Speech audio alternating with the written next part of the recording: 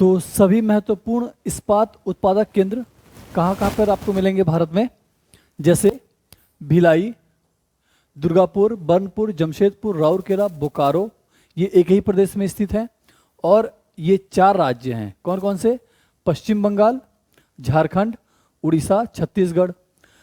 भद्रावती और विजयनगर कर्नाटक में, विशाखापट्टनम आंध्र प्रदेश में, सेलम तमिलनाडु में, और अन्य महत्वपूर्ण केंद्र स्थानीय संसाधनों का ये उपयोग वहाँ पर कर रहे हैं। ठीक है, अब थोड़ा आप लोग कुछ कुछ चित्र भी देखते जाइए। जैसे मैंने अभी आपको बताया था कि 1850 से लेकर के 1950 तक इस्पात उद्योग केंद्रों की सर्वोत्तम स्थिति वो ये है। ठीक है, इसके बाद 1800 से पूर्व की जो सर्वोत्तम इस्पात उद्योग केंद्र की स्थिति थी वो ये थी। ये बिल्कुल नदी पर ही बनाए जाते थे ताकि पानी की भरपूर मात्रा इन्हें उपलब्ध हो सके। और 1950 से अभी तक के सर्वोत्तम महत्वपूर्ण इस्पात उद्योग केंद्र आप देखेंगे ऐसी जगह है जहां पर नदी भी बहती हो और समुद्र होता हो। तो नदी से इनको पानी की उपलब्धता रहती है और समुद्र से मालों की आवाजाही की आसानी हो जाती है। ठीक है, अब हम बात करते हैं भारत में कुछ महत्वपूर्ण इस्पात उद्योग केंद्र। एक आपने जमशेदपुर का नाम सुना है।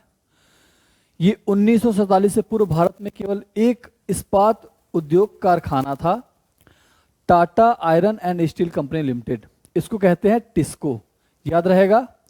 Tata iron steel, Tata iron and steel limited यानी टिस्को। ठीक है, ये निजी स्वामित्व में था। स्वतंत्रता के बाद सरकार ने इसको अपने हाथ में ले लिया। ठीक है, और झारखंड में स्वर्ण रेखा खरकई नदी के संगम के समीप साकची में सन 1907 में टिस्को की शुरुआत की गई थी। बाद में साक्षी का नाम ही बदलकर जमशेदपुर रख दिया गया। भौगोलिक रूप से जमशेदपुर देश में लोहा इस्पात केंद्र के रूप में सर्वाधिक सुविधाजनक स्थान पर है। क्यों है? पहला, एक तो कच्चे माल की उपलब्धता है यहाँ पर। ठीक है, नदी के बीच में है, 2 नदियों के संगम पर। कौन कौन सी नदी हमने देखी थी अभी? एक है आपकी स्वर्ण रेखा और एक है खरकई। ये 2 नदियों के संगम पर है। राइट, कच्चे माल की उपलब्धता है, समुद्र के किनारे है, यहां से समुद्र से परिवहन इसका आसानी से हो जाता है। ठीक है, फिर मानव श्रम वहां पर उपलब्ध है, जनसंख्या का बसाव है वहां पर। तो ये सारी चीजें अनुकूल चीजें हैं जिसकी वजह से ये क्षेत्र डेवलप हुआ है। ये उसका मैप है टाटा इस्पात जमशेदपुर का। ये इस्पात टाटा इस्पात कार्य है, ये है साक्षी। ठीक है, यहाँ पे चिड़ियाघर बनाया गया है, बाद में बाकी चीज़ों का भी डेवलपमेंट किया गया, गोल्फ कोर्स बनाया गया, जमशेदपुर हवाई पट्टन। ठीक है, टाटा मुख्य अस्पताल, सामान्य डाकघर। क्योंकि जब यहाँ पर टाटा इस्पात संयंत्र स्थापित हो गया तो वहाँ पर बाकी लोग आकर के बसने लगे रोजगार के लिए और व्यापार के लिए। तो वहाँ पर एक क्षेत्र डेवलप हो गया, वहाँ पे गोल्फ कोर्स, ट्यूब्स मंडल, टेल्को टेक्नोलॉजी और टेल्को, ये चीज़ें स्थापित हो गई वहाँ पर। ठीक है, अब ये वही बातें हैं जिससे मैंने आपको बताया। साक्षी को कई कारणों से इस्पात संयंत्र स्थापित करने के लिए चुना गया था। ये स्थान बंगाल नागपुर रेलमार्ग पर कालीमाटी स्टेशन से मात्र 32 किलोमीटर की दूरी पर था। ये स्थान लौह अयस्क, कोयला और मैग्नीज निक्षेपों के साथ साथ, ध्यान रखिए, लौह अयस्क, कोयला और मैग्नीज निक्षेपों के साथ साथ कलकत्ता के निकट भी था। तो ये सारी चीजें कच्चा माल है इस्पात उद्योग के लिए। ठीक है, कलकत्ता के निकट है यानी इसे जहां से विशाल बाजार उपलब्ध हो जाता है कलकत्ता से। ठीक है, टिस्को को झरिया कोयला क्षेत्र से कोयला और उड़ीसा और छत्तीसगढ़ से लौह अयस्क, चूना पत्थर, डोलोमाइट और मैग्नीज प्राप्त होता है। खरकई और स्वर्ण रेखा नदियों से पर्याप्त जल की आपूर्ति हो जाती है और सरकारी प्रोत्साहनों से इसे पर्याप्त पूंजी भी उपलब्ध हुई है। जमशेदपुर में टिस्को की स्थापना के बाद कई अन्य औद्योगिक संयंत्र भी स्थापित किए गए। इनमें रसायन, इंजनों के पुर्जे, कृषि उपकरण, मशीनें, टीन की चादरें, केबल और तार का उत्पादन किया जाता है। यानी कि उद्योग से ही जो अन्य उद्योग उत्पन्न हुए वो इसके आसपास स्थापित हो गए। ठीक है। फिर भारत में लोहा इस्पात उद्योग के विकसित में त्वरित यानी तेजी से औद्योगिक विकास का आरंभ हुआ। भारतीय उद्योग के लगभग सभी क्षेत्र अधिकांशतः अपने आधारभूत अवसंरचना के लिए लोहा इस्पात उद्योग पर निर्भर हैं। भारतीय लौह इस्पात उद्योग में वृहत यानी बड़े पैमाने पर समाकलित इस्पात संयंत्रों के साथ साथ लघु इस्पात मिल भी सम्मिलित है। इसमें द्वितीयक उत्पाद, रोलिंग मिल और सहायक उद्योग भी शामिल है। तो ये भारत का औद्योगिक पट्टी हो गया, औद्योगिक क्षेत्र हो गया। ठीक है, जमशेदपुर। इसके बाद ऐसा ही एक महत्वपूर्ण नगर पिट्सबर्ग है। पिट्सबर्ग कहां पर है? अमेरिका में। ये एक इस्पात नगर है, इसलिए जब हम इस्पात से संबंधित किसी क्षेत्र को अगर हमें डिनोट करना होता है, हम कहते हैं कि वहां पर इस्पात का बहुत बड़े कारखाने हैं, तो हम कहते हैं ये इस जगह का पिट्सबर्ग है। राइट। जैसे जमशेदपुर वो भारत का पिट्सबर्ग हो गया। क्यों हो गया?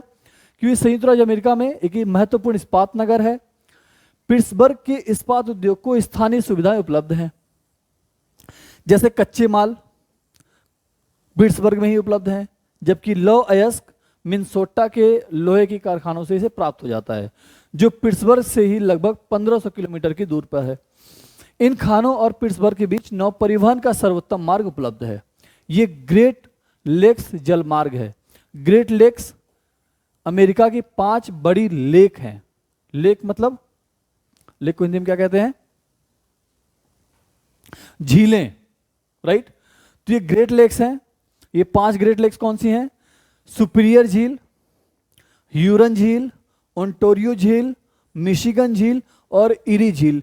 ये सवाल यूपीएससी में पूछा गया था कि अमेरिका की 5 बड़ी झीलों में से 5 नाम दिए गए थे और एक नाम था जिससे कहा गया था कि कौन सा इनमें से नहीं है। तो जिसको ये याद होगा वो सही कर लेगा। आपको भी याद रखना है कौन कौन से हैं। Great lake, superior lake, Huron lake, Ontario lake, Michigan lake और इरी लेक। राइट। कुछ सालों बाद सेम फिर यही सवाल पूछा गया यूपीएससी सवाल क्वेश्चन में। 5 झीलों में से सुपीरियर झील सबसे बड़ी है। ये सवाल था कि सबसे बड़ी झील 5 में से कौन सी है। राइट।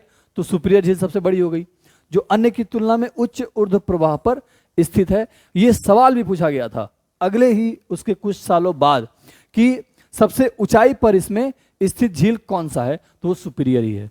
ठीक है। तो यहां से बताने का मतलब ये था कि बड़े बड़े एग्जाम्स में भी यहीं से क्वेश्चन आते हैं। ठीक है। अब ये वही बात है कि पिट्सबर्ग को बाकी सुविधाएं वहां पर उपलब्ध हैं, इसलिए पिट्सबर्ग एक इस्पात उत्पादक क्षेत्र के रूप में विकसित हुआ है। यहां परिष्कृत इस्पात स्थल और जल दोनों मार्गों द्वारा बाजार में भेजा जाता है। पिट्सबर्ग क्षेत्र इस्पात मिलों के अतिरिक्त कई अन्य कारखाने भी हैं।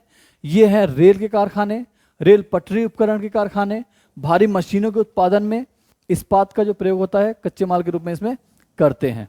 ठीक है। ये हो गया लौह उद्योग।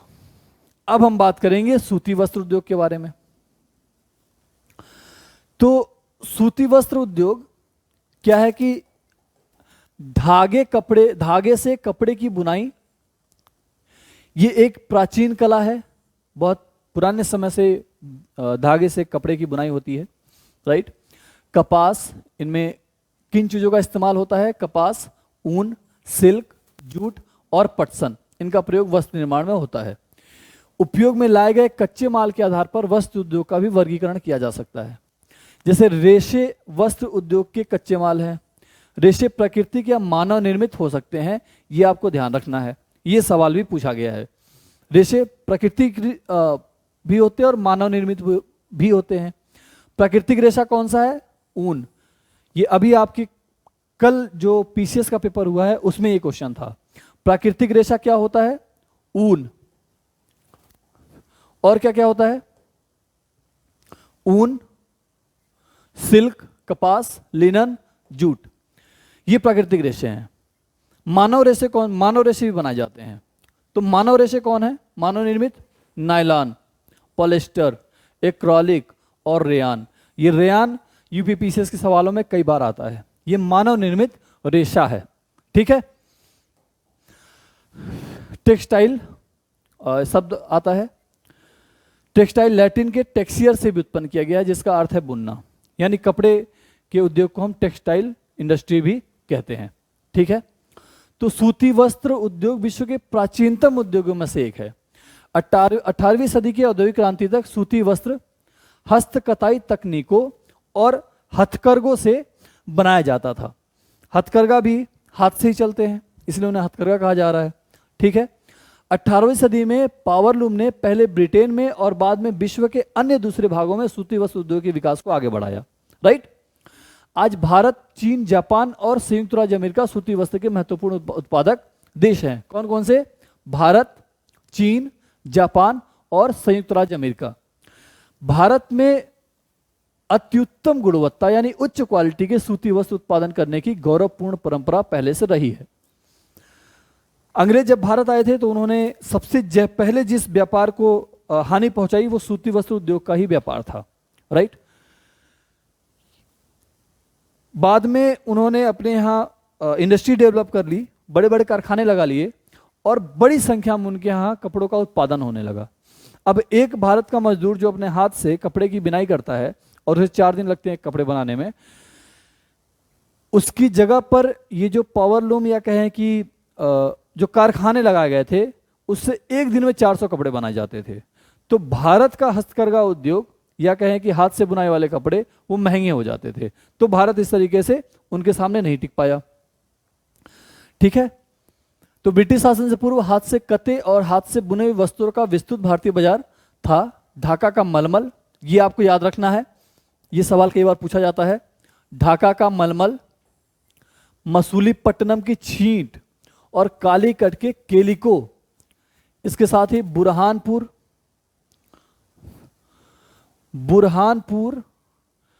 सूरत और वडोदरा के सुनहरी जरी के काम वाले सूती वस्त्र गुणवत्ता और डिजाइनों के लिए विश्वविख्यात थे।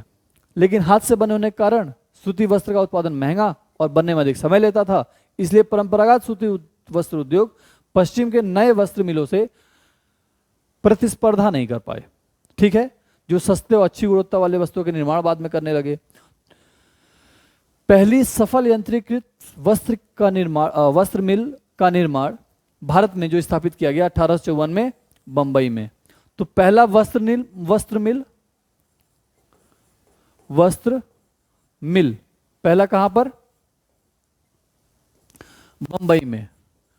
और कब? 1854। ये आपको याद रखना है। ठीक है। पहला वस्त्र मिल मुंबई 1854 में स्थापित की गई। यहां पर कोष्ण आर्द्र जलवायु,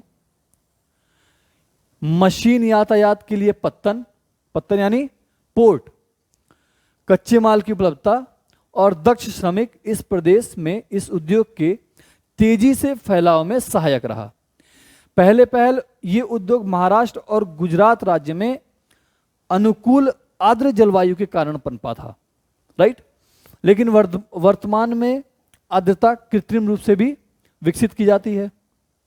ठीक है। और इस तरीके से ये अब कहीं भी स्थापित की जा सकती है। और कच्ची कपास शुद्ध और वस्त्र उत्पादन प्रक्रिया में इसका वजन भी कम नहीं होता, इसलिए उद्योग भारत के विभिन्न भागों में फैल गया। कहां कहां फैला?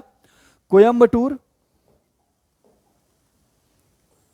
कानपुर को भारत का मैनचेस्टर कहते हैं, चेन्नई, अहमदाबाद, बंबई और कोलकाता, लुधियाना, पांडिचेरी और पानीपत के कुछ केंद्रों में स्थित है ये। ठीक है। अब बात आती है अहमदाबाद की। भारतीय वस्त्र उद्योग के कुल उत्पादन का लगभग 1/3 हिस्सा निर्यात कर दिया जाता है। ठीक है।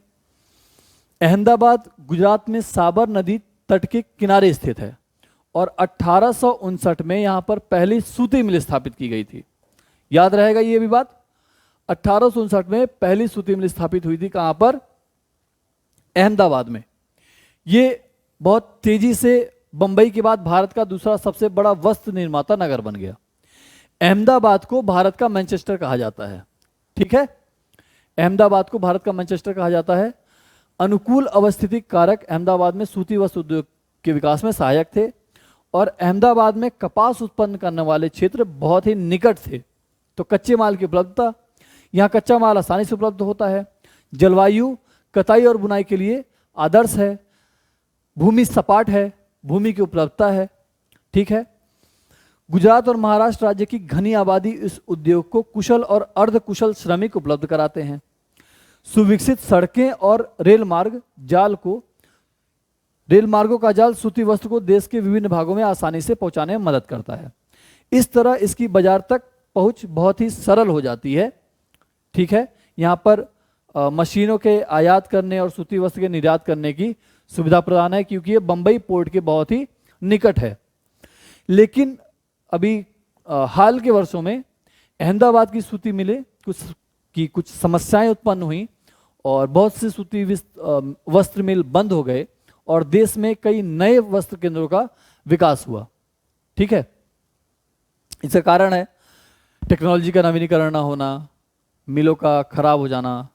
ठीक है, तो ये तो हो गया भारत का अहमदाबाद सूती वस्त्र उद्योग केंद्र। इसके अलावा विश्व में एक जगह है ओसाका। ओसाका जापान का एक महत्वपूर्ण वस्त्र निर्माण केंद्र है। ये जापान का मैनचेस्टर कहलाता है। ठीक है, ओसाका में सूती वस्त्र उद्योग का विकास कई भौगोलिक कारणों से हुआ है। ओसाका के चारों ओर बहुत बड़े मैदान हैं। सूती वस्त्र मिलों के विकास के लिए आसानी से भूमि उपलब्धता वहां पर सुनिश्चित हो जाती है। यहां पर कोष्ण आर्द्र जलवायु है। ठीक है, कोष्ण आर्द्र जलवायु आपने 6 और 7 में पढ़ा होगा कि ये गर्म जलवायु होती है। ठीक है, कोष्ण और आर्द्र बुनाई के लिए बहुत उपयुक्त होते हैं। योडो नदी मिलों के लिए पर्याप्त जल उपलब्ध कराते हैं और श्रमिक आसानी से उपलब्ध हो जाते हैं। तो पत्तन की अवस्थिति यानी पोर्ट की अवस्थिति कच्चे कपास को आयात करने और फिर जो बाद में वस्त्र बनते हैं उन वस्त्रों के निर्यात की सुविधा उन्हें उपलब्ध कराते हैं। ओसाका का वस्त्र उद्योग पूर्णतः आयातित कच्चे माल के ऊपर निर्भर है, यानी कि ओसाका में कच्चे माल मिलते नहीं हैं, आयात करके बनाया जाता है। ठीक है, कपास मिस्र, भारत, चीन और यूएसए से आयात की जाती है और परिष्कृत उत्पाद अधिकांशतः निर्यात किया जाता है। उच्च गुणवत्ता और कम मूल्य की वजह से उसका एक अच्छा बाजार है। फिर भी यह देश का एक महत्वपूर्ण उद्योग है, लेकिन हाल ही में ओसाका के सूती वस्त्र उद्योग का स्थान अन्य उद्योगों ने ले लिया, जैसे कि कौन कौन से? लौह इस्पात उद्योग, मशीनरी उद्योग, जहाजरानी उद्योग, ऑटोमोबाइल उद्योग और विद्युत उपकरण और सीमेंट उद्योग। अब क्या हो रहा है, ऐसा क्यों हो रहा है? क्योंकि कच्चा माल इनके पास है नहीं, ये आयात करके बनाते थे, राइट। तो अब जिस माल के आयात में इनको सुविधा होगी उसे आयात करके उसका उद्योग ये स्थापित कर लेंगे, राइट। फिर हमने बात की थी सूचना प्रौद्योगिकी। अब कल्पना कीजिए कि अगर एक कंपनी का कार्य दिन में 24 घंटे संचालित हो रहा हो तो कितना काम संपादित किया जा सकता है। संयुक्त राज्य अमेरिका और बेंगलोर, भारत कुछ सॉफ्टवेयर कंपनियों ने ऐसा करने के लिए समझौता किया। पूरे विश्व में इस तरह के शिफ्ट में काम करने के कई रास्ते हैं। एग्जाम्पल के लिए 2 सॉफ्टवेयर व्यवसायी कैलिफोर्निया की सिलिकॉन घाटी में डैनी और बेंगलुरु में स्पिता एक ही परियोजना पर काम कर रहे हैं। ये दोनों दिन के 12 घंटे एक काम करेगा और 12 घंटे रात के एक काम करेगा। तो ये दोनों मिलकर के कितना काम कर रहे हैं? 24 काम। क्यों कर रहे हैं? एक ही काम को कर रहे हैं। किस काम को? एक ही काम को कर रहे हैं 12-12 घंटे के शिफ्ट में, तो ये हो गया 24 घंटे। अब वो ये काम कर कैसे पाते हैं? तो वो काम कर पाते हैं सूचना प्रौद्योगिकी के द्वारा, राइट। तो सूचना प्रौद्योगिकी हमने क्या देखा कि एक क्षेत्र को दूसरे क्षेत्र से जोड़ दिया, एक व्यक्ति को दूसरे व्यक्ति से जोड़ दिया, चाहे वो कितनी भी दूरी पर हो, ठीक है। तो ये है सूचना प्रौद्योगिकी। अब सूचना उद्योग सूचना के संग्रहण, प्रक्रम और वितरण के व्यवहार में लाते हैं। वर्तमान में ये उद्योग भूमंडलीय हो गया है।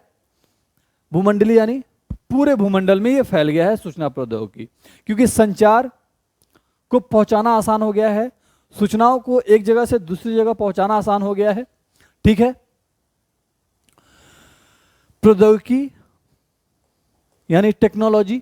अब आप देखते हैं बड़े बड़े रॉकेट आसमान में छोड़े जाते हैं, उनमें उपग्रह होते हैं, उपग्रह जाकर के आकाश में टंग जाते हैं और फिर पूरे विश्व का भ्रमण करते हैं वहां से, और सूचनाओं का आदान प्रदान उससे आसान हो जाता है। तो प्रौद्योगिकी, राजनीतिक, आप आजकल देखते होंगे कि मोदी कभी जापान जाते हैं, कभी अमेरिका जाते हैं, राइट। तो राजनीतिक रूप से ये सब एक हो गए हैं। सामाजिक आर्थिक परिवर्तन के कारण ऐसा हो पाना संभव हुआ है।